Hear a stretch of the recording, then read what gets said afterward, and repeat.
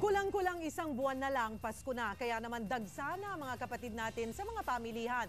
Pero konting ingat din po dahil naglipa na rin ang mga kawatan. Ikwento mo, Carla Lim.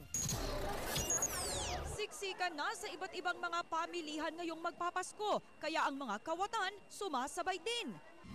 Karaniwan po dito, ang similarities po ay aagawin ng inyong atensyon.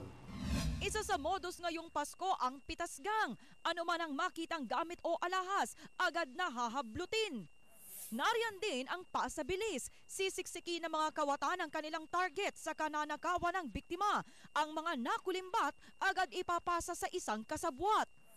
Meron ding agaw pansin. Kukunin nila ang iyong atensyon, ang iba gagawa pa ng iskandalo habang ang kanilang mga kasabwat tumetsyempo na para tangayin ang gamit mo. Dahil hindi lamang po yung mga namimili ang binibiktima, pati po yung nagtitinda. Iba naman ang estilo ng grupong binansagang The Switch. Nagkukunwari silang customer, pero yun pala, pinapalitan nila ang isang produktong ibinebenta ng kahong wala ng laman.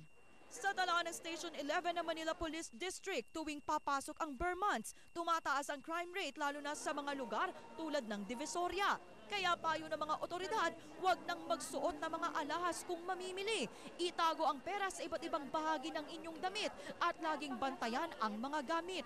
Kung mabiktima pa rin, huwag nang pumalag at ibigay na lang ang gamit kesa buhay nyo pa ang maging kapalit. Carla Lim, News 5.